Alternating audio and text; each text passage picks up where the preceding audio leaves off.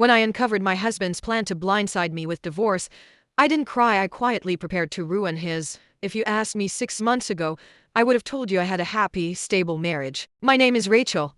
I'm 36 years old, and I've been married to Ethan for nearly a decade. We met young, built a life from scratch, and weathered life's ups and downs, or so I thought. We didn't have children yet, but we had a home in the suburbs, joint finances, and a lifestyle that looked picture perfect from the outside, but beneath the surface, things were beginning to crack. Ethan had grown distant. At first, I thought he was just stressed from work. He's a finance manager at a mid-sized firm and often came home late, claiming last-minute meetings or client emergencies. Then, the weekend work trips began. More late nights. And his phone? Glued to him. Always face down. Always on silent. I tried to talk to him, but he shrugged me off, said I was being paranoid. Still, something in my gut felt off. One night, while Ethan was working late again, I found myself pacing. I glanced at his iPad lying on the kitchen counter, something he usually left at home. Curiosity or something deeper got the best of me. I picked it up, opened his email, and that's when everything shattered. There were emails with a divorce attorney. Not just casual inquiries. Plans. Detailed, cold, strategic plans. One message read, "She doesn't know I've already moved most of our savings into an account under my name. The house is in my name too. She won't have a leg to stand on when I file." Another email chilled me to my core. "Let's hold off a few more weeks. I want to make sure I'm positioned to walk away clean. She won't see it coming." I dropped the iPad. My heart pounded in my ears. I couldn't breathe. The man I loved, trusted, shared my life with was plotting to betray me. After the initial shock, something in me snapped. I wasn't going to fall apart. I wasn't going to be the naive wife he expected to crush. If he wanted war, I would give him one, but I'd do it quietly, legally, smartly. First, I gathered information. Every bank statement. I used to believe our marriage was strong. We'd been together for over a decade, built a life that looked stable from the outside. Ethan was charming, successful, and everyone who knew us thought we were the perfect couple. But the truth, that perfection was a fad I clung to while he was planning to rip everything out from under me. It started small. Subtle changes I noticed in him: late nights at work that became routine, his phone never leaving his hand, and the casual way he began treating me like furniture. No warmth. No kindness, just cold politeness. I asked him if something was wrong. He brushed me off every time. The real tipping point came one night while he was in the shower. His phone buzzed on the counter. Normally, I respected his privacy, but something in me said check it. What I found wasn't messages from a woman, it was worse, emails. With a divorce lawyer. Subject line: finalizing the plan. I opened it with trembling hands. In these emails, Ethan wasn't just preparing to divorce me, he was orchestrating a trap. He outlined everything with his attorney. How I wouldn't see it coming. How he wanted to minimize what she can take. And even how to stall until he could shift more assets into his private accounts. He said, "She's soft. She'll fold. I want the house, the car, everything." I couldn't breathe. I felt the room spinning. After everything, supporting him, helping him build his business, sacrificing my own career, he was ready to cast me aside like garbage. He wanted me helpless, but I wasn't helpless. For days, I cried in silence, pretending everything was normal. I waited for him to go on a business trip 3 days out of town. As soon as he left, I went into action mode. Step 1. I called a divorce lawyer, my own. A woman recommended by a friend who survived a brutal divorce. This lawyer didn't just offer legal advice, she offered a plan for revenge done legally. She guided me on how to protect my personal assets, especially the inheritance from my late grandmother, money Ethan always saw as our backup fund. I created new bank accounts under my name only and legally moved every cent of that inheritance out of reach. Then I pulled all our joint financial records, including the mortgage, investments, and tax returns, and documented everything. Then came the discovery of his secret bank account. A hidden savings account under a fake LLC, clearly an attempt to hide funds. I printed every statement, every transaction. When Ethan returned from his trip, I greeted him with dinner, smiled, acted like the dutiful wife he thought he still had. Meanwhile, I had already filed for divorce and arranged for him to be served at his office in front of his co-workers. The day the papers were delivered, I wasn't home. He called me over and over. I didn't answer. That evening, he came home, furious. "What the hell is this? You filed first." I looked him dead in the eye and handed him the stack of emails he'd written. His face drained of color. "You were going to destroy me," I said calmly. "I just got there first." The divorce was brutal for him. My lawyer exposed his secret accounts, his intent to defraud me, and even his emails discussing how to emotionally manipulate me during negotiations. The judge didn't like that. In the end, I was awarded the house, full ownership of my car, half his retirement, and I kept every cent of my protected inheritance. His attempt to bankrupt me ended with him drowning in legal fees. After it was finalized, I sold our house, and moved across the country. I started fresh. No TIs, no guilt, no Ethan. Sometimes revenge doesn't come with fireworks. Sometimes it's quiet, strategic, and leaves them wondering how the person they underestimated the most became their biggest downfall. He planned to destroy me behind my back, but I watched him fall, knowing I never even had to raise my voice, just my standards. When my dad started dating Selena, I was 16 and mom had been gone for months. One minute, we were jumping on the old trampoline together and laughing like little girls. Next thing I knew, her spinal cord snapped, and the nurses told us she wouldn't make it. I screamed for dad, but of course he was at another conference. He was always at conferences those days. 2 weeks later, dad brought Selena home. I knew something was up when he ironed his shirt and cleaned the kitchen. Selena walked in wearing a white pantsuit that probably cost more than our mortgage payment, with her daughter Sophia trailing behind her like she was touring a museum. Selena had this way of smiling without her eyes participating, and she immediately started touching things: mom's ceramic bowl on the entry table, the family photos on the mantle, as if taking inventory. "Ellie, this is Selena from work," dad said, not meeting my eyes. "She's been helping me through this difficult time. And this is her daughter, Sophia. She's your age." Sophia looked at me, then at the stairs leading to the bedrooms. The changes started small. "Selena replaced mom's handmade curtains. Natural light is so important for mental health," she said. Then the family photos got thrown out. "Living in the past isn't healthy." Mom's garden became a meditation space with a Buddha statue Selena claimed was authentic. When Selena announced that Sophia needed my room for her anxiety, dad just nodded. "You're stronger than her, Ellie. You can handle the guest room." He was too busy booking couples massages with Selena to notice I'd been sleeping in mom's old Northwestern hoodie every night, the one that still smelled faintly like her vanilla perfume.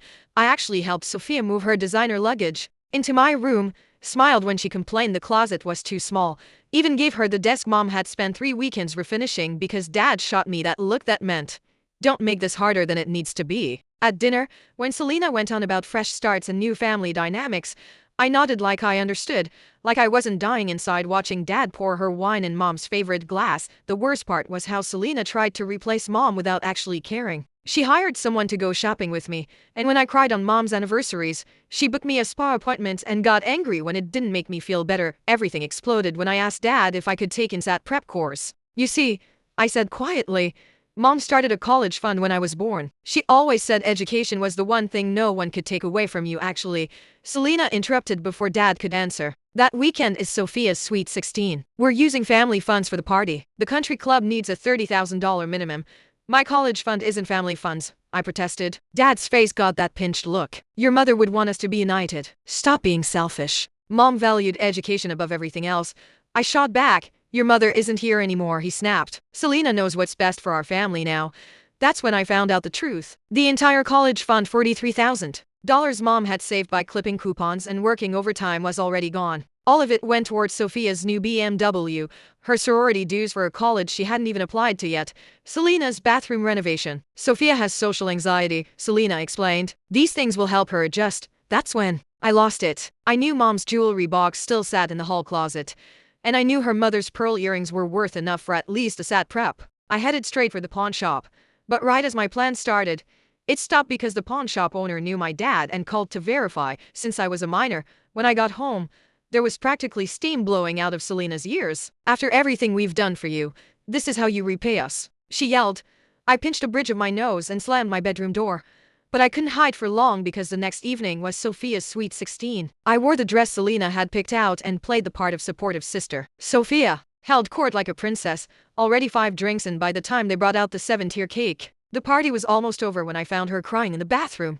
"You hate me," she slurred. "I don't hate you," I said. "You should," she interrupted. "Want to know a secret?" She gripped the sink and her eyes were unfocused. "The night before your mom died, we were at your house. My blood went cold. Remember? Dad said he was at a conference. Mom made me wait in the car, but I followed them to the backyard. They were doing something to your trampoline." My heart pounded so loud I could hear it over the party music. "Let go, Ellie, please," she begged, mascara streaking down her cheeks as she tried to pull away, but I blocked the door with my body. "You don't get to drop that bomb and run," I said, my voice shaking. Sophia's mascara-streaked face revealed genuine fear. Right on cue, Selena's voice carried from the party. "Where's the birthday girl, Sophia?" "Sweetie, The bathroom door swung open before either of us could move. Selena stood there, her mask finally slipping as she saw me gripping Sophia's wrist. "Everything okay, girls?" she asked, and my skin crawled because she knew. She knew Sophia had told me everything. The drive home in Selena's Mercedes felt like being trapped in a cage. "Sophia passed out in the back," Selena said, glancing at me in the rearview mirror. "Some people just can't handle their liquor. Say the strangest things when they drink." I kept my mouth shut, watching the streetlights blur past T. Home. I waited until Selena helped Sophia to bed before cornering Dad in his study. He sat behind his desk, tie loosened, clearly hammered from the party. "Dad, I need to ask you about Mom's accident," I started. He waved me off. "Not tonight. Ellie, I'm tired." "Well," I pressed, "were you really at that conference? The weekend Mom died?" His bloodshot eyes narrowed. "Of course I was. Why are you asking now?" My fingers moved quickly to screenshot his calendar app on the laptop screen. No conference marked. He slammed the laptop shut and stood up so fast his chair rolled back. "What the hell do you think you're doing?" The study door opened and Selena appeared, as if she'd been waiting outside. "Rick, honey, you should get to bed. You've had a long day," she said sweetly, guiding him toward the door. He went without protest. Once he was gone, Selena turned to me, her fake smile gone. "Sophia says the strangest things when she drinks. I hope you're not taking a hammered teenager's rambling seriously." I retreated to the guest room without answering. My phone burned in my pocket with that screenshot. But when I reached my door, I stopped cold. Fresh screwdriver. Marks scarred the doorframe where my lock used to be. The lock itself was gone. My phone buzzed an unknown number. I opened the text with trembling fingers. "Stop digging or you'll be next." I recognized the number pattern from Selena's card charges, burner phone charges. The next morning at breakfast was torture. Sophia sat mechanically eating her eggs, refusing to meet my eyes, while Selena chattered about college tours. "We're thinking East Coast schools," Selena said, cutting her grapefruit. "Good to get away from distractions." After they left for Sophia's hangover brunch, I climbed to the attic. Mom's boxes were still there, shoved in a corner like afterthoughts. I found her old phone in a box of electronics. The battery was dead, but Mom was always prepared. The charging cable was wrapped neatly beside it. I plugged it in and waited. When it finally powered on, I went straight to her messages. The last text to her best friend Claire made my blood run cold. "Need to talk about RN insurance. Something's not right, Rick." I spun around. Selena stood in the attic doorway. "Looking for something specific?" she asked, stepping in and clicking her heels on the wooden floor. "Grief makes people do strange things. See patterns that aren't there. Create conspiracies to explain random tragedies." After she left, I tried calling Claire, straight to voicemail, and again. Finally, a text came through. Selena visited, said, "You're having a breakdown. Please get help." My hands shook as I opened Instagram. There were posts I didn't make. Long rambling captions about grief and dark thoughts. Photos of me at school. Timestamps at 3 a.m. and 4 a.m. Monday at school. The counselor pulled me aside. "Ellie, your stepmother called. She's worried about violent tendencies you've been displaying." "What? I haven't," I protested. "She mentioned the pawn shop incident. Threats to Sophia." My heart sank. That evening, Dad announced I'd start therapy with Dr. Morrison, Selena's friend who specialized in troubled teens. No discussion, already booked, already paid for. My phone rang. It was Grandma's nursing home number. "Ellie, sweetheart, why haven't you visited? Your father said you didn't want to see me anymore." I promised I'd come the next day. But when I biked there, Selena's white Mercedes sat in the parking lot like a threat. I locked my bike and ran inside. Grandma's room was empty. She took her for a spa day, the nurse said, apologetically. On Grandma's nightstand were her reading glasses. She'd never leave those behind. I pedaled home, mind racing. 3 neighbors were out. Mr. Peterson trimming his hedge. He saw someone on my trampoline the night before, adjusting the springs. Mrs. Kim walking her dog. Dad's car was there, though he allegedly wasn't home. Mr. Rodriguez washing his car. Selena sure knew her way around my backyard. A pattern emerged in my mind. Selena positioned herself between me and anyone who might help Claire, Grandma, even Dad. She was isolating me, making me look unstable, cutting off my support system one by one. Tuesday, after school, I found a note in my backpack. "Mom checks my phone. Meet me at mall Starbucks. PMS." I told Jess everything. Her mom was a paralegal. Maybe she'd know what to do. At the mall, Sophia didn't show. Instead, Selena appeared with a security guard. "My daughter said Ellie threatened her," she told the guard. I was escorted out while Selena followed, playing concerned stepmother. Shoppers stared. Some took photos. Back home that night, Dad confronted me. "Sophia told us everything," he said. "I know you miss your mom, but taking it out on Selena and Sophia isn't the answer." "Dad, I have proof." "Enough." He slammed his hand on the counter. "You're spiraling." "Thank God Selena is here to help." I lay in my lockless room, staring at the ceiling. Mom's phone hidden under my mattress felt like a ticking time bomb. The text about insurance, neighbors' sightings, Sophia's confession, all the pieces were there. I just had to survive long enough to put them together. The next morning, Selena redecorated my guest room. A teddy bear sat on my dresser, its glass eyes facing my desk. Inside one eye was a tiny camera. I left the bear where she'd placed it. That night, I made a show of writing in my journal about evidence I'd hidden in my school locker. Sure enough, security footage showed Selena's Mercedes at the school at 11 p.m. The night janitor found my locker open, contents scattered. I'd left nothing there but old gym clothes. Mrs. Chen from the hardware store approached me after school. She'd been Mom's friend since high school. She told me Dad bought spring adjustment tools the week before Mom died, claiming he needed them for a home project, though he never fixed anything. I documented everything in a notebook at Jess's house. Her mom, Sandra, suggested making copies of all evidence and storing them in her office safe. Threats from Selena escalated. She cornered me, voice low and menacing. I started carrying Mom's old phone in my backpack, hidden in the lining. One afternoon, I slipped it into the air vent in my room. The nanny cam recorded 20 minutes of Selena searching my belongings and muttering about finding whatever I was hiding.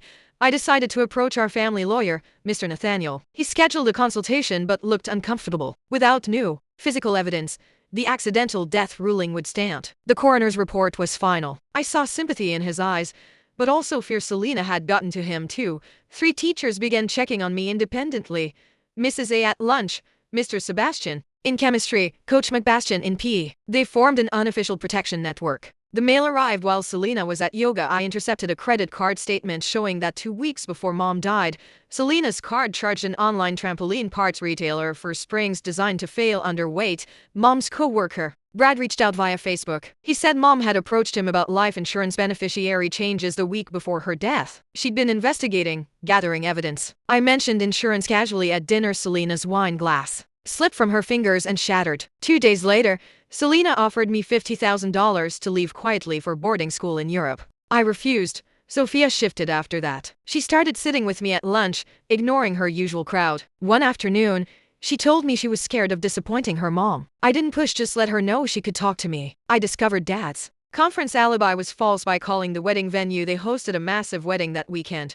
No conferences, neighbors, the hardware store owner, Mom's co-worker all independently shared the same story. Selena isolated me, but truth surfaced when enough people looked. Sandra connected me with a PI friend. He advised me on evidence collection. Selena made a tactical error. She admitted being at the house that night, checking on Dad. Her lies were tangled.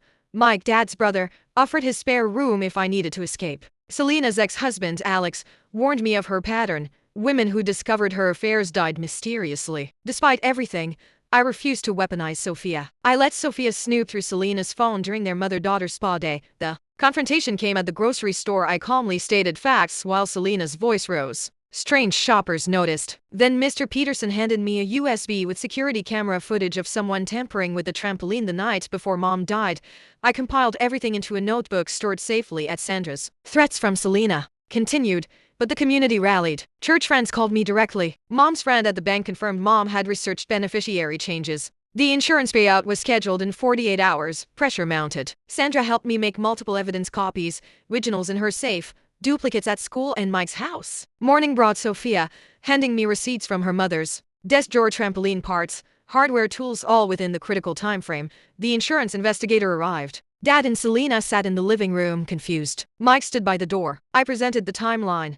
The conference that never existed, hardware store purchases, neighbors' sightings. Selena tried to interrupt, but the investigator focused on the documents. When I showed Mom's final text about insurance concerns, Selena blurted that Mom had been paranoid, always asking questions. The room fell silent as Dad realized Selena had known before the accident. Sophia arrived with her aunt, revealing bruises on her wrist, proof of abuse. The PI asked to see the trampoline. We all went outside. Selena claimed I tampered with evidence, but her voice had lost power. The investigator photographed the trampoline, measured distances, checked sight lines. Back inside, I handed over every piece of evidence implicating Dad in insurance fraud, even if he hadn't known about the plot. Dad stood abruptly and left, driving away without a word. Selena tried legal threats accusing me of slander and privacy invasion, but the investigator informed her the fraud evidence trumped privacy concerns. Nanny cam footage captured Selena planning offshore escapes. By evening, the investigator froze the insurance payout. Selena had to leave. She packed her luggage and drove away without saying goodbye. Not even to Sophia. Dad returned 3 days later, only to pack his things. He couldn't face me. Mike moved in temporarily to make sure I was safe. Grandma came home from the nursing facility and took over Mom's old room, filling it with lavender soap and peppermint tea. Her presence brought warmth back. Sophia visited weekly with her aunt. We'd sit in Mom's restored garden, sharing quiet understanding to girls who'd survived the same storm. The investigation continued. Forensic accountants traced funds, insurance fraud specialists examined the policy, trampoline specifications confirmed tampering. The policy was voided due to fraud. Mom's employer death benefit went into a trust for my education, managed by Mike and Sandra. I found Mom's safety deposit box key hidden in Grandma's jewelry box. Inside were papers Mom gathered evidence of Dad's financial irregularities, Selena's suspicious past, a letter to me written 2 weeks before she died. It was full of love, reminders to pursue education, to trust my instincts, no fear, just hope. Selena surfaced briefly in another state. Alex warned me she'd remarried another widower. Patterns were being watched. I chose a college close enough to visit Grandma weekly, far enough to build a life. Sophia enrolled a year later. We're in different programs but share the same. Understanding family comes in forms you choose, built from ashes. Last summer, Mike and I dismantled the trampoline, each spring a small goodbye. The space became a memorial garden where Grandma planted Mom's favorite flowers. Every anniversary, we gather there: Grandma, Mike, Sophia, Sandra's family, neighbors sharing stories and happy memories of the woman she was beyond the tragedy. Dad never returned. His absence became its own presence, a reminder that love sometimes isn't enough to overcome cowardice. But without him, we healed. I keep one photo on my desk, Mom and me on the trampoline. After school, I found a note in my backpack. Mom checks my phone. Meet me at mall Starbucks. PMS. I told Jess everything. Her mom was a paralegal. Maybe she'd know what to do. At the mall, Sophia didn't show. Instead, Selena appeared with a security guard. My daughter said Ellie threatened her. She told the guard. I was escorted out while Selena followed, playing concerned stepmother. Shoppers stared. Some took photos. Back home that night, Dad confronted me. Sophia told us everything. He said, I know you miss your mom, but taking it out on Selena and Sophia isn't the answer. Dad, I have proof. Enough. He slammed his hand on the counter. You're spiraling. Thank God Selena is here to help. I lay in my lockless room, staring at the ceiling. Mom's phone hidden under my mattress felt like a ticking time bomb. The text about insurance, neighbors' sightings, Sophia's confession, all the pieces were there. I just had to survive long enough to put them together. The next morning, Selena redecorated my guest room. A teddy bear sat on my dresser, its glass eyes facing my desk. Inside one eye was a tiny camera. I left the bear where she'd placed it. That night, I made a show of writing in my journal about evidence I'd hidden in my school locker. Sure enough, security footage showed Selena's Mercedes at the school at 11 p.m. the night janitor found my locker open, contents scattered. I'd left nothing there but old gym clothes. Mrs. Chen from the hardware store approached me after school. She'd been Mom's friend since high school. She told me Dad bought spring adjustment tools the week before Mom died, claiming he needed them for a home project, though he never fixed anything. I documented everything in a notebook at Jess's house. Her mom, Sandra, suggested making copies of all evidence and storing them in her office safe. Threats from Selena escalated. She cornered me, voice low and menacing. I started carrying Mom's old phone in my backpack, hidden in the lining. One afternoon, I slipped it into the air vent in my room. The nanny cam recorded 20 minutes of Selena searching my belongings and muttering about Findingi. Decided to approach our family lawyer, Mr. Nathaniel. He scheduled a consultation but looked uncomfortable. Without new physical evidence, the accidental death ruling would stand. The coroner's report was final. I saw sympathy in his eyes, but also fear. Selena had gotten to him too. 3 teachers began checking on me independently.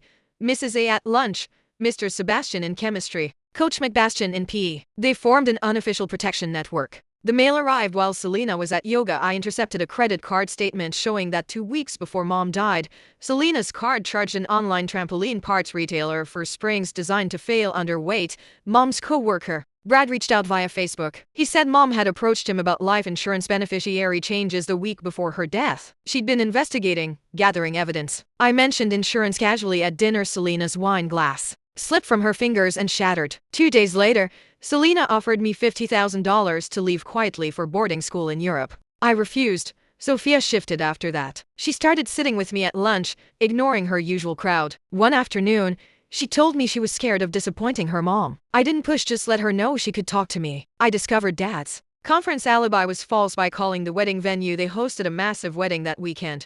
No conferences, neighbors, the hardware store owner, mom's co-worker all independently shared the same story. Selena isolated me, but truth surfaced when enough people looked. Sandra connected me with a PI friend. He advised me on evidence collection. Selena made a tactical error. She admitted being at the house that night, checking on Dad. Her lies were tangled. Mike, Dad's brother, offered his spare room if I needed to escape. Selena's ex-husband, Alex, warned me of her pattern. Women who discovered her affairs died mysteriously. Despite everything, I refused to weaponize Sophia. I let Sophia snoop through Selena's phone during their mother-daughter spa day. The confrontation came at the grocery store. I calmly stated facts while Selena's voice rose. Strange shoppers noticed. Then Mr. Peterson handed me a USB with security camera footage of someone tampering with the trampoline the night before Mom died. I compiled everything into a notebook stored safely at Sandra's. Threats from Selena continued, but the community rallied. Church friends called me directly. Mom's friend at the bank confirmed Mom had researched beneficiary changes. The insurance payout was scheduled in 48 hours. Pressure mounted. Sandra helped me make multiple evidence copies, originals in her safe, duplicates at school and Mike's house. Morning brought Sophia, handing me receipts from her mother's desk drawer, trampoline parts, hardware tools, all within the critical time frame. The insurance investigator arrived. Dad and Selena sat in the living room, confused. Mike stood by the door. I presented the timeline. The conference that never existed, hardware store purchases, neighbors' sightings. Selena tried to interrupt, but the investigator focused on the documents. When I showed Mom's final text about insurance concerns, Selena blurted that Mom had been paranoid, always asking questions. The room fell silent as Dad realized Selena had known before the accident. Sophia arrived with her aunt, revealing bruises on her wrist, proof of abuse. The PI asked to see the trampoline. We all went outside. Selena claimed I tampered with evidence, but her voice had lost power. The investigator photographed the trampoline, measured distances, checked sight lines. Back inside, I handed over every piece of evidence implicating Dad in insurance fraud, even if he hadn't known about the plot. Dad stood abruptly and left, driving away without a word. Selena tried legal threats accusing me of slander and privacy invasion, but the investigator informed her the fraud evidence trumped privacy concerns. Nanny cam footage captured Selena planning offshore escapes. By evening, the investigator froze the insurance payout. Selena had to leave. She packed her luggage and drove away without saying goodbye. Not even to Sophia. Dad returned 3 days later, only to pack his things. He couldn't face me. Mike moved in temporarily to make sure I was safe. Grandma came home from the nursing facility and took over Mom's old room, filling it with lavender soap and peppermint tea. Her presence brought warmth back. Sophia visited weekly with her aunt. We'd sit in Mom's restored garden, sharing quiet understanding to girls who'd survived the same storm. The investigation continued. Forensic accountants traced funds, insurance fraud specialists examined the policy, trampoline specifications confirmed tampering. The policy was voided due to fraud. Mom's employer death benefit went into a trust for my education, managed by Mike and Sandra. I found Mom's safety deposit box key hidden in Grandma's jewelry box. Inside were papers. Mom gathered evidence of Dad's financial irregularities, Selena's suspicious past, a letter to me written 2 weeks before she died. It was full of love, reminders to pursue education, to trust my instincts, no fear, just hope. Selena surfaced briefly in another state. Alex warned me she'd remarried another widower. Patterns were being watched. I chose a college close enough to visit Grandma weekly, far enough to build a life. Sophia enrolled a year later. We're in different programs but share the same. Understanding family comes in forms you choose, built from ashes.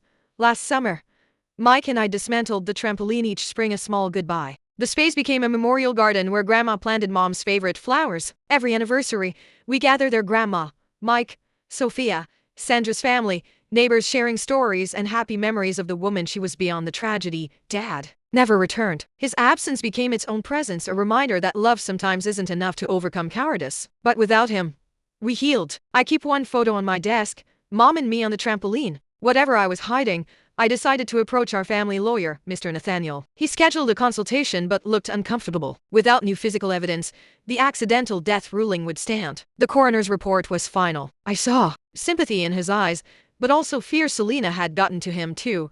3 teachers began checking on me independently. Mrs. A at lunch, Mr. Sebastian in chemistry, Coach McBastian in PE. They formed an unofficial protection network. The mail arrived while Selena was at yoga. I intercepted a credit card statement showing that 2 weeks before Mom died, Selena's card charged an online trampoline parts retailer for springs designed to fail under weight. Mom's co-worker, Brad reached out via Facebook. He said mom had approached him about life insurance beneficiary changes the week before her death. She'd been investigating, gathering evidence. I mentioned insurance casually at dinner. Selena's wine glass slipped from her fingers and shattered. 2 days later, Selena offered me $50,000 to leave quietly for boarding school in Europe. I refused. Sophia shifted after that. She started sitting with me at lunch, ignoring her usual crowd. One afternoon, she told me she was scared of disappointing her mom. I didn't push, just let her know she could talk to me. I discovered Dad's conference alibi was false by calling the wedding venue. They hosted a massive wedding that weekend. No conferences, neighbors, the hardware store owner, mom's co-worker all independently shared the same story. Selena isolated me, but truth surfaced when enough people looked. Sandra connected me with a PI friend. He advised me on evidence collection. Selena made a tactical error. She admitted being at the house that night, checking on Dad. Her lies were tangled. Mike, Dad's brother, offered his spare room if I needed to escape. Selena's ex-husband, Alex, warned me of her pattern. Women who discovered her affairs died mysteriously. Despite everything, I refused to weaponize Sophia. I let Sophia snoop through Selena's phone during their mother-daughter spa day. The confrontation came at the grocery store. I calmly stated facts while Selena's voice rose. Strange shoppers noticed. Then Mr. Peterson handed me a USB with security camera footage of someone tampering with the trampoline the night before mom died. I compiled everything into a notebook stored safely at Sandra's. Threats from Selena continued, but the community rallied. Church friends called me directly. Mom's friend at the bank confirmed mom had researched beneficiary changes. The insurance payout was scheduled in 48 hours. Pressure mounted. Sandra helped me make multiple evidence copies, originals in her safe, duplicates at school and Mike's house. Morning brought Sophia, handing me receipts from her mother's desk drawer, trampoline parts, hardware tools, all within the critical time frame. The insurance investigator arrived. Dad and Selena sat in the living room, confused. Mike stood by the door. I presented the timeline. The conference that never existed, hardware store purchases, neighbors' sightings. Selena tried to interrupt, but the investigator focused on the documents. When I showed mom's final text about insurance concerns, Selena blurted that mom had been paranoid, always asking questions. The room fell silent as Dad realized Selena had known before the accident. Sophia arrived with her aunt, revealing bruises on her wrist, proof of abuse. The PI asked to see the trampoline. We all went outside. Selena claimed I tampered with evidence, but her voice had lost power. The investigator photographed the trampoline, measured distances, checked sight lines. Back inside, I handed over every piece of evidence implicating Dad in insurance fraud, even if he hadn't known about the plot. Dad stood abruptly and left, driving away without a word. Selena tried legal threats accusing me of slander and privacy invasion, but the investigator informed her the fraud evidence trumped privacy concerns. Nanny cam footage captured Selena planning offshore escapes. By evening, the investigator froze the insurance payout. Selena had to leave. She packed her luggage and drove away without saying goodbye. Not even to Sophia. Dad returned 3 days later, only to pack his things. He couldn't face me. Mike moved in temporarily to make sure I was safe. Grandma came home from the nursing facility and took over mom's old room, filling it with lavender soap and peppermint tea. Her presence brought warmth back. Sophia visited weekly with her aunt. We'd sit in mom's restored garden, sharing quiet understanding to girls who'd survived the same storm. The investigation continued. Forensic accountants traced funds, insurance fraud specialists examined the policy, trampoline specifications confirmed tampering. The policy was voided due to fraud. Mom's employer death benefit went into a trust for my education, managed by Mike and Sandra. I found mom's safety deposit box key hidden in grandma's jewelry box. Inside were papers. Mom gathered evidence of Dad's financial irregularities, Selena's suspicious past, a letter to me written 2 weeks before she died. It was full of love, reminders to pursue education, to trust my instincts, no fear, just hope. Selena surfaced briefly in another state. Alex warned me she'd remarried another widower. Patterns were being watched. I chose a college close enough to visit grandma weekly, far enough to build a life. Sophia enrolled a year later. We're in different programs but share the same understanding. Family comes in forms you choose, built from ashes. Last summer, Mike and I dismantled the trampoline, each spring a small goodbye. The space became a memorial garden where grandma planted mom's favorite flowers. Every anniversary, we gather there. Grandma, Mike, Sophia, Sandra's family, neighbors sharing stories and happy memories of the woman she was beyond the tragedy. Dad never returned. His absence became its own presence, a reminder that love sometimes isn't enough to overcome cowardice. But without him, we healed. I keep one photo on my desk. Mom and me on the trampoline, airborne before everything changed. Joy captured in a moment no one could steal. The truth saved us not in dramatic courtroom victories, but in small acts of courage.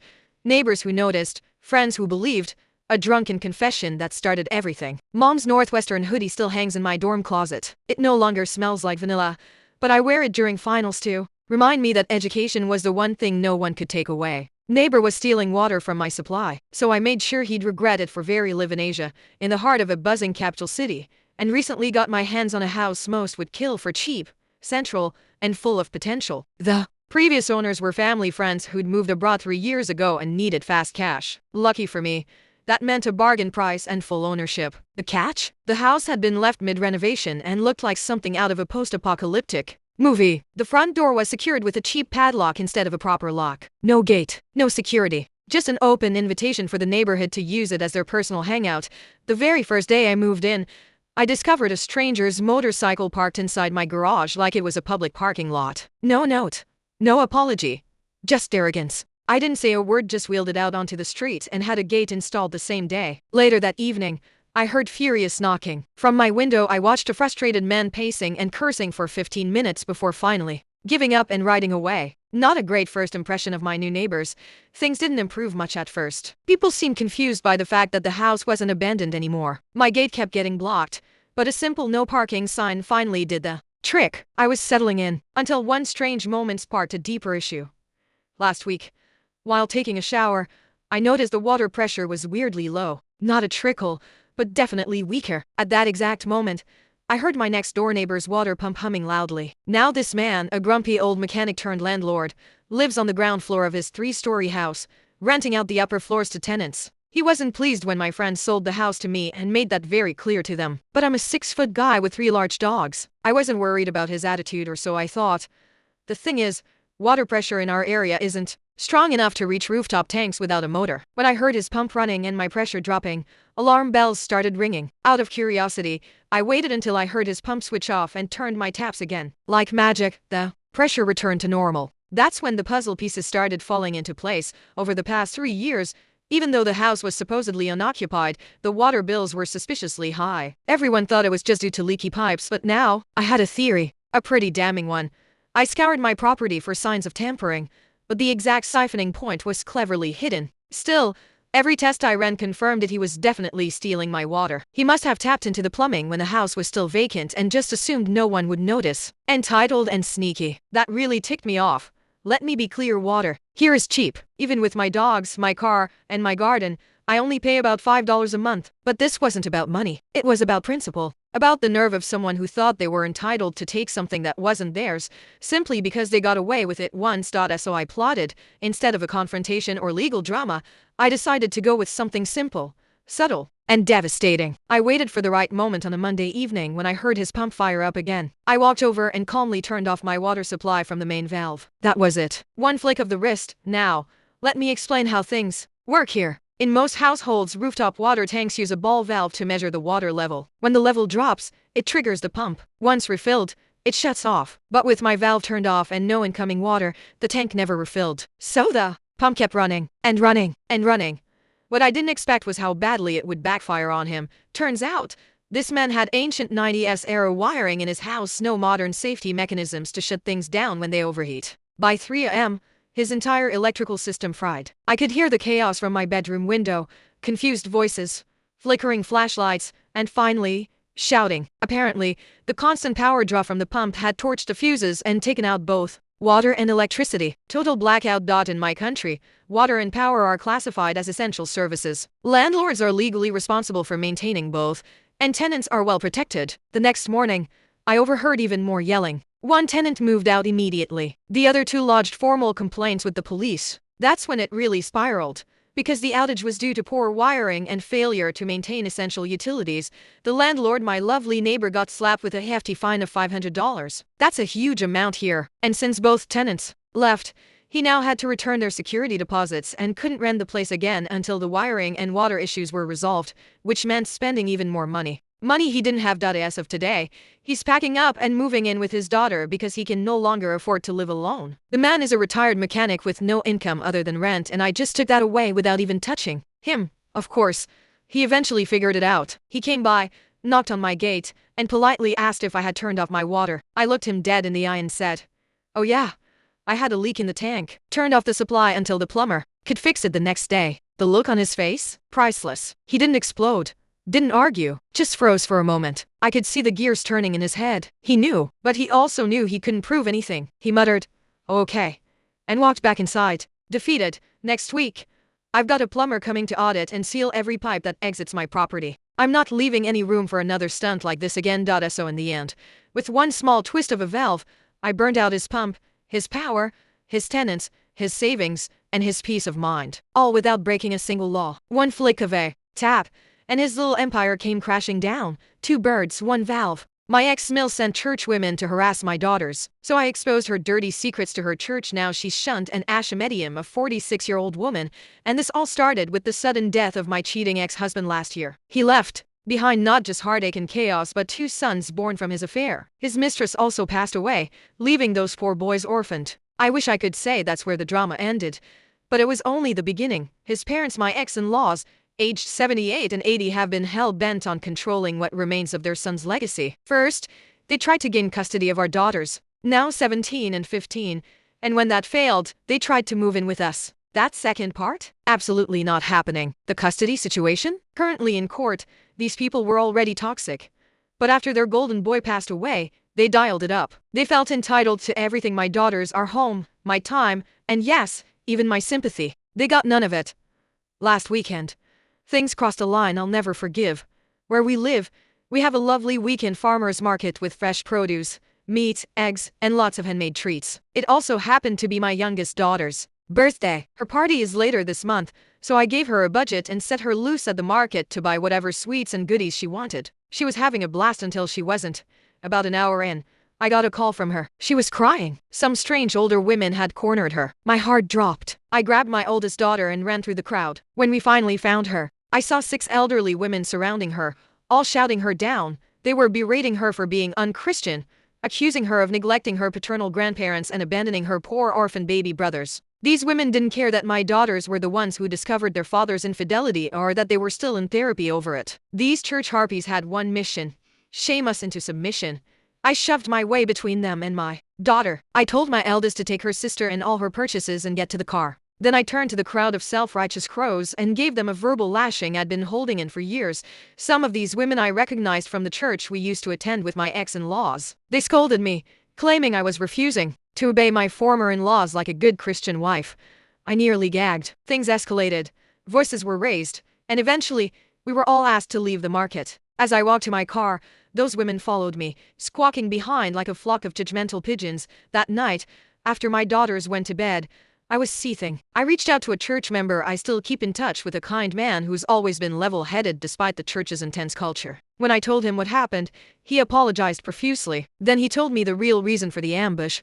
Apparently, my ex-mill had posted an emotional sob story in the church's Facebook group. She claimed that my daughters and I had abandoned her and her husband, left them homeless and penniless despite them inheriting my ex's life insurance and personal bank account, and even accused us of making her lose her grandsons.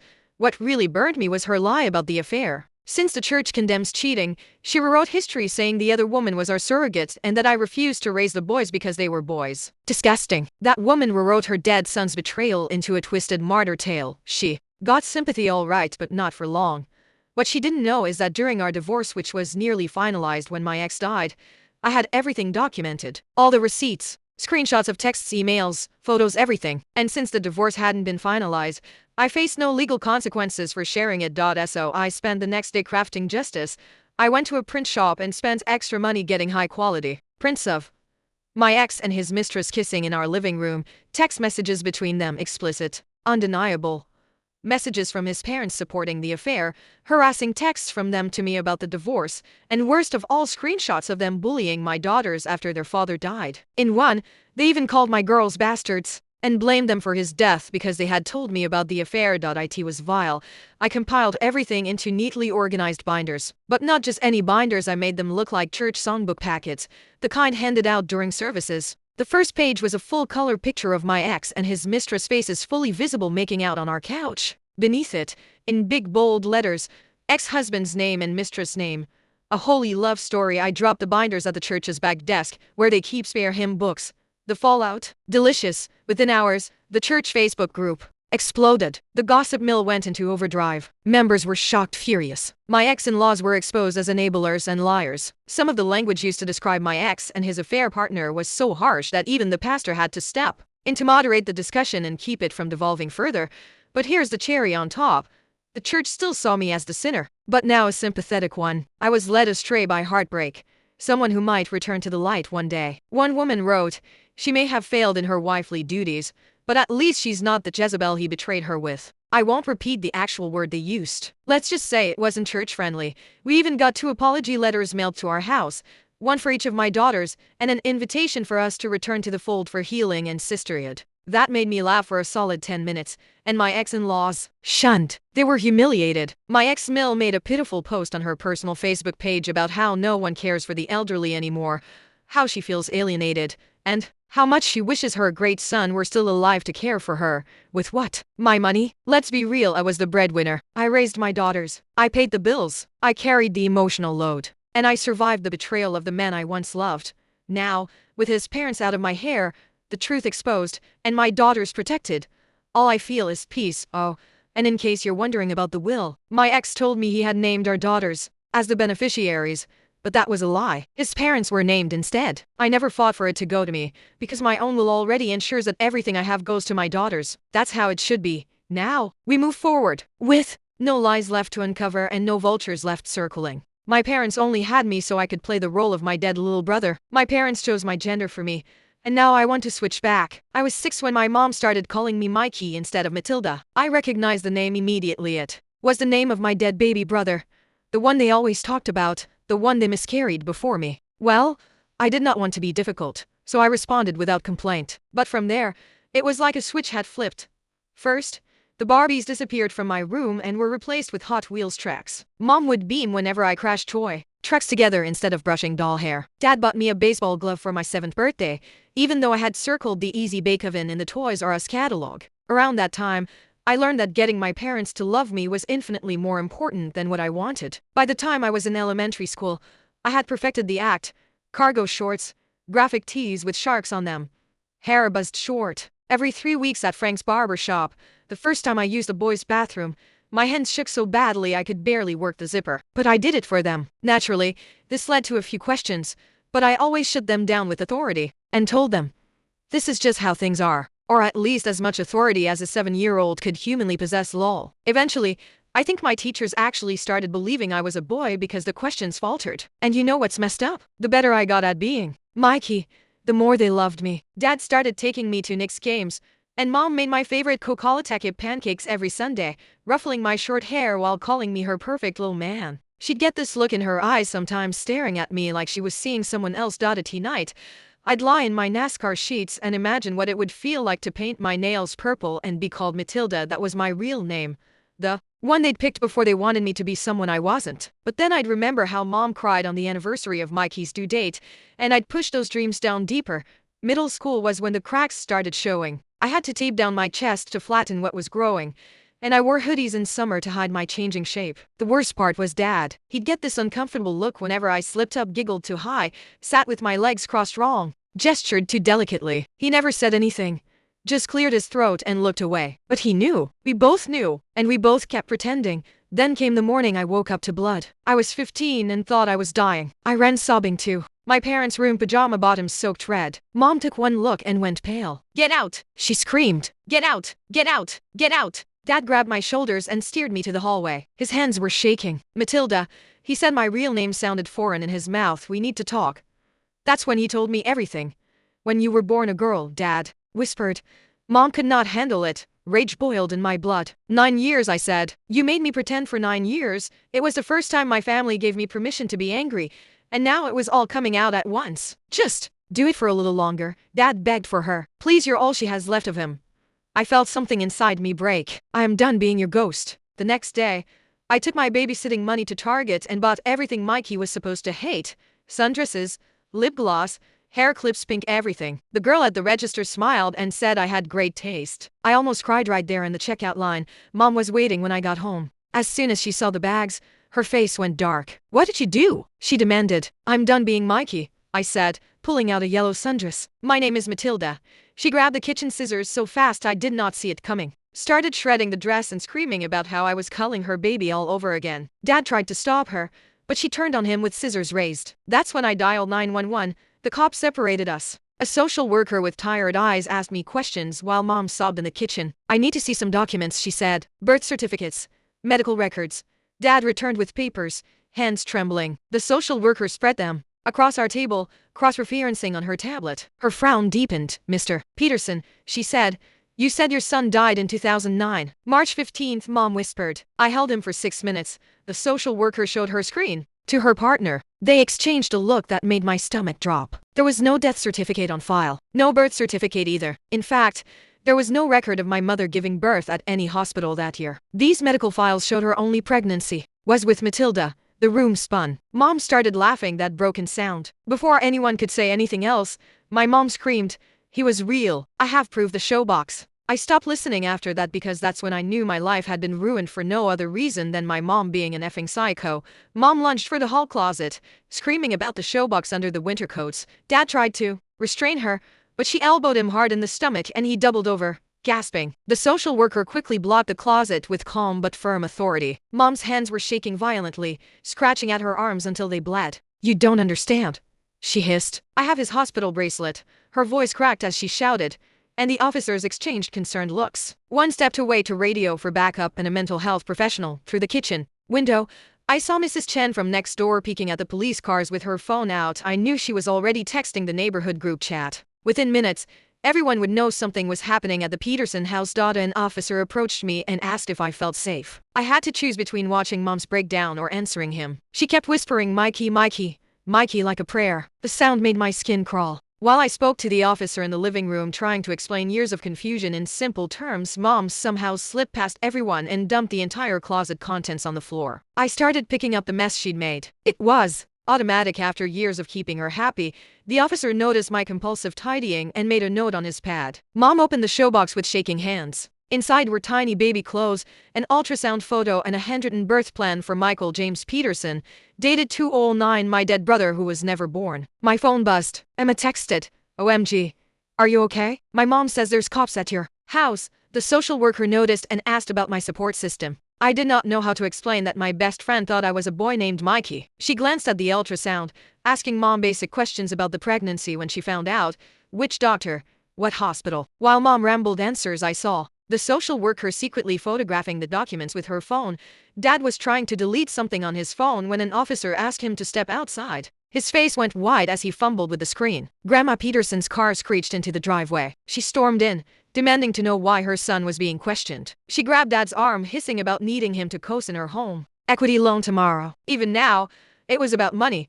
The social worker turned to me. "Have you ever tried to tell anyone before?" The words stumbled out. "I tried telling my teacher in 3rd grade, but she just smiled and said, I had such an imagination."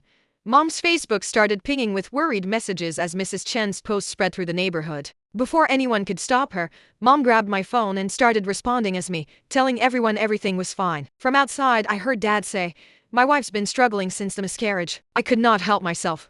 I shouted. From inside, there was no miscarriage. Mom's face twisted.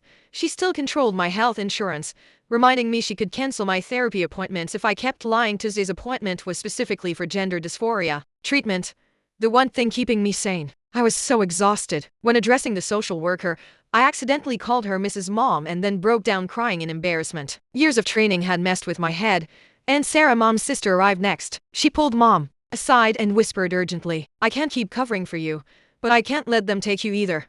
My stomach dropped. She knew something she'd known all along. Through the window, I saw neighbors gathering on the sidewalk, whispering and pointing. I caught a fragment.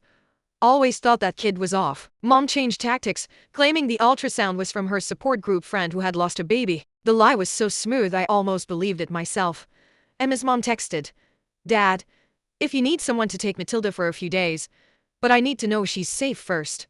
At least someone was using my real name. I pulled up Mom's old Facebook. On the tablet the social worker had left and saw posts from 2009 showing her drinking at wine club meetings, clearly not pregnant. Dad saw the posts and finally started to smile at catching Mom's lie, then noticed I was recording his reaction. His smile vanished. Mom locked eyes with me, her voice deadly quiet.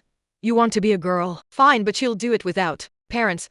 I realized then that mom had already sent a group text from my phone before the officers arrived, telling everyone I was having a breakdown. My hands trembled as I scrolled through the responses from friends offering support for my identity crisis. Dad was now telling the social worker that mom was just trying to help me fit in better, while mom told a different officer that dad had forced his delusions on their daughter. They were coordinating their stories, turning me into the problem child who could not decide who she wanted to be. The social worker asked to see more documentation. I remembered my old journal from when I was 8, hidden under my mattress. When I opened it, my heart sank page after page in my childish handwriting. I love being Mikey. Mommy smiles. Now, my own words would support their narrative. Grandma Peterson cornered the officer, insisting I had always been Mikey to them. She pulled out a Christmas card from last year signed Love, Mikey, in my handwriting. She explained this was just teenage rebellion.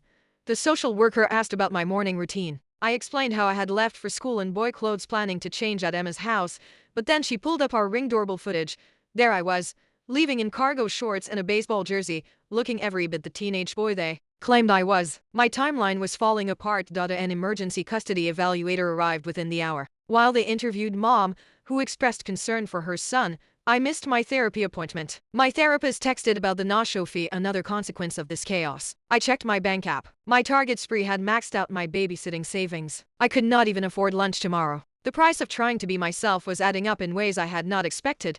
Mom orchestrated another confrontation at the grocery store when she spotted me with Aunt Rebecca. She sobbed loudly about kidnapping, drawing stares from other shoppers. Rebecca held my hand tightly as we walked away, but the damage was done. Everyone had seen the scene. The principal called Rebecca's phone. I had been absent for 3 days. If I missed any more school, I would lose my honoral status and jeopardize my college applications due next month. My entire future was crumbling because I dared to wear a dress. That night, I slept on Rebecca's couch while mom posted missing my baby on Facebook with all my boy photos. People prayed for Mikey's safe return. She had turned me into a runaway son instead of a daughter fighting for her identity. Dad sent me a text for the first time. Just come home and be Mikey until you're 18. Then do whatever you want. The path of least resistance. 3 more years of living a lie. I deleted the message without responding. Emma's mom received an anonymous call threatening her daycare license if she kept helping me. Emma herself texted, crying emojis filling the screen. She was sorry, but her parents could not lose everything for me. I understood, but it still hurt. I kept posting my truth on Instagram despite losing followers daily. Friends I had had since elementary school unfollowed me. The baseball team blocked me. My social life was evaporating. Aunt Rebecca asked a hard question while making dinner. What if mom really believed she had a son? What if she was sick, not evil? I could not answer. The distinction mattered for treatment, but not for the damage done. I made a TikTok admitting something I had never told anyone.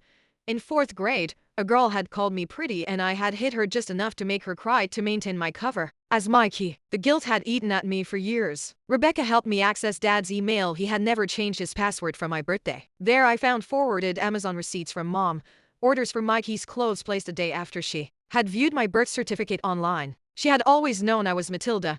The emergency hearing was moved up. Mom's lawyer claimed parental alienation by extended family. Rebecca had to give a deposition. Legal bills were mounting on both sides. In court, mom told the judge she just wanted me to have the confidence of a boy in a sexist world, then sobbed about losing her mother. Real tears and real pain. But they did not excuse what she had done to me. I admitted on record that I had played along for years, even corrected people who questioned whether I was really a boy, so my credibility was shattered by my own survival tactics. Mom's lawyer presented videos. At 8, me joyfully playing baseball. At 10, proud of a skateboard trick. At 12, laughing with the boys' basketball team. I had looked genuinely happy because I had learned that being Mikey meant being loved. Rebecca's lawyer filed a motion to compel psychiatric evaluation for mom. A small victory in a losing battle. The judge ordered supervised visitation only. Mom collapsed in grief. We had lost each other. Dad filed a claim that Rebecca had coached me, producing texts taken out of context. Betrayal deeper than I had imagined. Everything hinged on Dr. Kumar, mom's therapist of 10 years. But therapist-client privilege meant she could share only limited information. Mom's manipulation grew more sophisticated. She posted old videos of me saying, I loved being a boy, carefully edited to remove context. My own voice was being used against me. The custody evaluator interviewed my teachers. 3 sided with mom. 2 supported me. The principal remained neutral. Support letters poured in from both sides. The community was splitting down the middle over a battle that should never have existed. The judge ordered psychological evaluations for all of us. But the earliest appointment was 6 weeks out, 6 weeks of limbo living with Rebecca, 6 weeks of missed school and therapy and normal teenage life.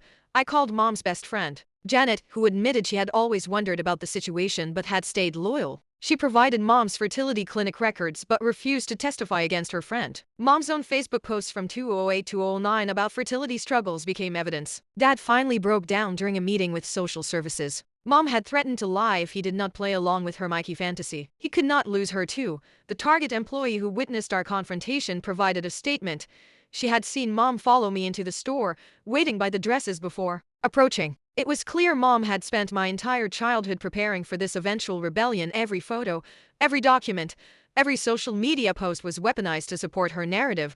I finally understood something that broke my heart all over again. Mom needed me to be Mikey more than she needed me to exist as myself. I was never enough as Matilda, only as her replacement son was I worthy of love. Rebecca and I decided to fight for custody rather than emancipation. If I was emancipated, there would be no protection for future Mikes. At least this way there would be a record. Mom's own documentation backfired.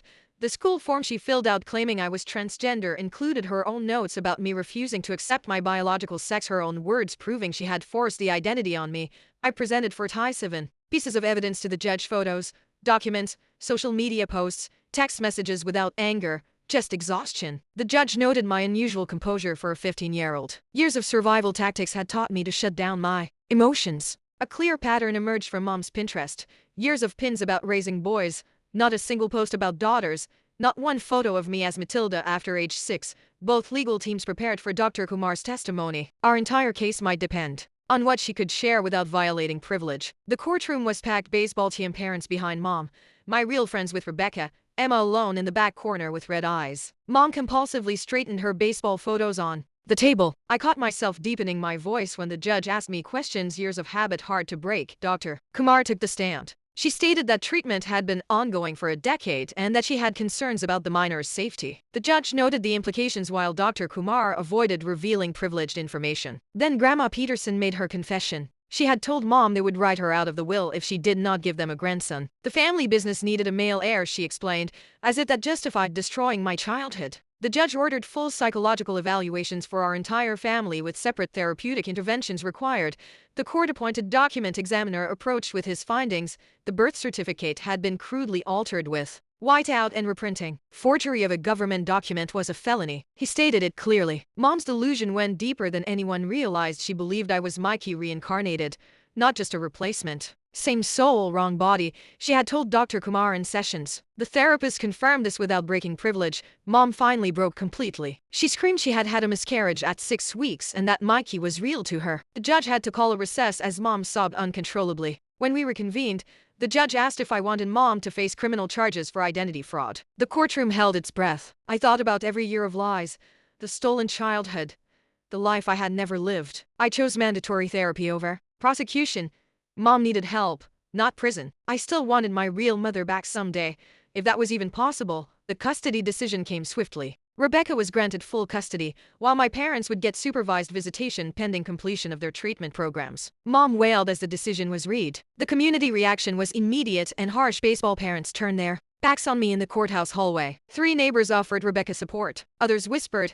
The Little League board announced they were relocating their fundraiser to avoid controversy. School became my next battle. I started sophomore year at a new school as Matilda. The administration corrected my records, though some teachers still slipped and called me Mikey. I kept one photo from the Happy Times, a Halloween picture where I had chosen my own princess costume before Mom made me change. Dad could not let go. He showed up at my new school with Mikey's baseball gear, insisting I would want it back eventually. Security escorted him off campus. Rebecca filed for a restraining order that afternoon, and it was granted to include both parents. Mom's treatment facility sent weekly updates. She was struggling to accept reality, they reported. Some days she acknowledged having a daughter. Other days she insisted Mikey would come home. I discovered Mom had open credit cards and Mikey's name identity theft on top of everything else. Rebecca helped me file fraud reports. The financial mess took months to untangle. Each document was another reminder of how deep Mom's fantasy had gone. Emma reached out through a mutual friend. She wanted to reconnect, but her parents forbade it. We managed one brief coffee shop meeting. She cried and apologized repeatedly. I understood her position, but our friendship could not survive the weight of everything.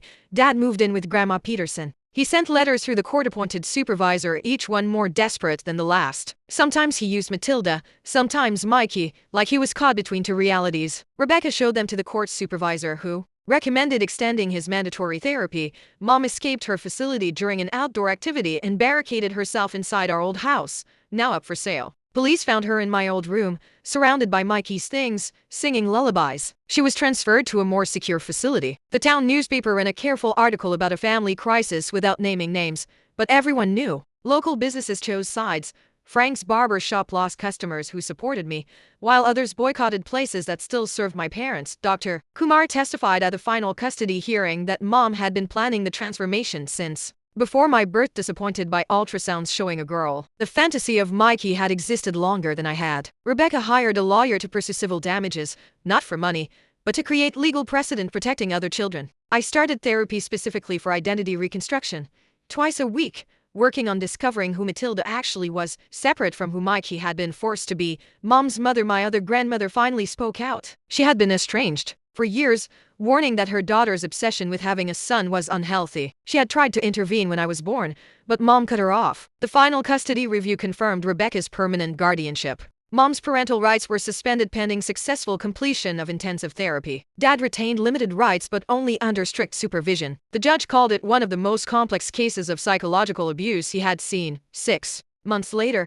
I was thriving in my school's theater program. The stage became a place where playing a character was a choice, not a survival mechanism. Mom had started accepting reality in her intensive therapy, though progress was slow. Dad lived with his mother, processing years of enabling behavior. Rebecca provided the stable home I had never had. With clear boundaries and unconditional acceptance, I was building my identity beyond survival mode, discovering I loved poetry, hated math, and had a talent for painting. At dinner, I still set 3 places at the table. One for me, one for Rebecca, and one for Hope that someday I would have parents who could love Matilda. The $50,000 survey. Why you should never fight a redneck over property lines. When we first bought our 5-acre spread in rural Arizona 8 years back, we did it for the freedom. No homeowners associations breathing down our necks, no busybodies complaining about our projects, just wide open space where we could work on cars, stack scrap metal, and live without putting on airs. That was the whole appeal of moving out here to begin with. Then the new guy arrived. Last year. Some California transplant bought the vacant lot next door. At first we didn't think much of it, people come and go in these parts. But it didn't take long before the complaints started rolling in. We'd put up a single fence post near what we figured was the property line, nothing official, just a rough marker to go by. One afternoon this guy comes storming over, face red as a sunset, screaming about how our project cars were trespassing on his land. I'll have them towed, he threatened, jabbing his finger at the front bumper of an old Chevy that might have kissed the invisible boundary by maybe 3 inches. Now, I'm a reasonable person. Had he simply knocked on our door like a normal human being and said, "Hey neighbor, I think some of your stuff might be over the line, mind moving it?" I would have been happy to oblige. But this guy? He came in swinging like we'd personally offended his ancestors just by existing. So I gave him my best country smile and said, "You know what, partner? Let's settle this proper." We hired a professional survey crew, not because we thought we were right, truth told. We figured we might be a few inches over, but because if this city boy wanted to play hardball, we'd play for keeps. Turns out we weren't the ones trespassing. He was. The actual property line didn't just give us a few extra inches, it gave us a full 20 feet into what he thought was his land. That scrap pile he'd been complaining about. Our property. That fence post he wanted moved. Our land. That patch of dirt where we parked our projects. All ours. Boy could have saved himself a world of trouble if he'd just kept his mouth shut. But here's where it gets real interesting. This guy wasn't even living on the property. He'd bought it as some kind of investment, along with a tiny cabin a few parcels down, planning to flip it for a quick profit. Meanwhile, he'd been making anonymous calls to county code enforcement about half the neighborhood, then bragging about it like he was some kind of civic hero. We caught him red-handed on our security cameras, trespassing a good 40 feet onto our land to poke around our scrap piles like some kind of deranged metal detective. When we called him out over text, he completely lost it, showed up in our front yard screaming obscenities while literally leaning against our no trespassing sign. Class act. This one, turns out we weren't his only victims. The folks on the other side of his lot run a small pig operation. Their place is messy. Sure, but that's just country living. This guy had such a meltdown about it that the pig farmer's wife wound up getting a restraining order against him. Now they're tangled up in a legal battle over a tool she built 15 years ago on what's technically his land now. But Arizona's adverse possession laws might mean she gets to keep it anyway. Karma's got a funny way of working things out. Since the survey came back, we haven't seen hide nor hair of our angry Californian. Last we spotted him, he was just standing there in his empty lot, staring at the survey markers like they'd personally betrayed him. Now we're putting up a fence. Not some nice, neighborly fence, either Dada and ugly, no nonsense. This is where your land ends fence, right on the true property line. Moral of the story: if you move to the country, don't expect it to be the suburbs. And if you pick a fight over 9 inches, don't be surprised when you lose 20 feet. Some folks just can't help but dig their own grave. We just handed him the shovel. Turns out, when you come at the king, you best not miss, especially when the king's got a surveyor on speed dial. The last we heard, he'd put the lot up for sale. Guess country living wasn't quite what he'd imagined. As for us, we're still here, still working on our projects, still enjoying the freedom we came for. And that ugly fence? It's become something of a local landmark, a 20-foot reminder that out here, you don't start fights you can't finish. Now if you'll excuse me, I've got some scrap metal to rearrange, right on my own damn property. Cheat on your wife with mine? I will burn your life to the ground. Those weren't just words, they were a promise. And by the time I was done, he'd wish he'd never laid eyes on her. Back in the early 2000s, life seemed normal on the surface. My wife, Lisa, and I had 2 beautiful kids, a modest house in the suburbs, and what I thought was a solid marriage. But then, the little things started adding up. Our kids, then 4 and 6, began chattering about staying at Grandma and Grandpa's, way more than usual. At first, I brushed it off. After all, Lisa's parents doted on them. But when it became a near daily occurrence, even on days she wasn't working her part-time job, my gut twisted with suspicion. Her parents lived 90 minutes away. That meant a 3-hour round trip, multiple times a week. Something wasn't right. When I asked Lisa about it, she shrugged it off. They just love seeing the kids. But her eyes darted away, her fingers fidgeting, telltale signs of a lie. I'd known her long enough to recognize when she was hiding something. So, I started tracking the mileage on her car, 4 extra miles a week. That wasn't just a trip to her parents. That was a detour, a long one. Then came the moment that sealed everything. One evening, I sat down at our old desktop computer, the one we still use for emails and dial-up internet. And there, stuck to the keyboard, was a yellow post-it note with her AOL password scribbled on it. I shouldn't have looked, but I did. And there it was, the truth, laid bare in pixelated black and white. Emails between Lisa and her college best friend, laughing about how she was still wild and back at it with an old flame. His name never appeared, but the details were enough. A high school ex, now married, with a wife Lisa mocked for letting herself go after kids. I printed every damn email. I needed proof. Hard proof. A cop friend put me in touch with Ron, a former detective turned private investigator. Ron was a no-nonsense guy, mid-50s, salt and pepper mustache, eyes that missed nothing. I handed him the emails, the dates, the mileage discrepancies. I'll find him, he said, and he did. Within weeks, Ron delivered a folder full of surveillance photos, time-stamped and annotated. Lisa would drop the kids at her parents', then drive to a diner. There, she'd meet him, Bob, some slick-haired VP in a too-tight polo, smirking like he owned the world. After lunch, a cheap motel off the highway, room 214, 2 hours, every time. Then she'd pick up the kids, drive home, and kiss me like nothing happened. I met with a divorce lawyer the next day. My parents' marriage had imploded from cheating, and I'd sworn I'd never let that poison touch my kids. Lisa would get nothing she didn't legally deserve. But before I had her served, I needed one more thing. Bob had a wife, 3 kids, a cushy job as VP of sales at his father-in-law's company. Oh, the irony. I had Ron hand deliver his entire report to her. Your husband's been busy, he told her. I didn't stick around to watch the fallout. But oh, did I hear about it?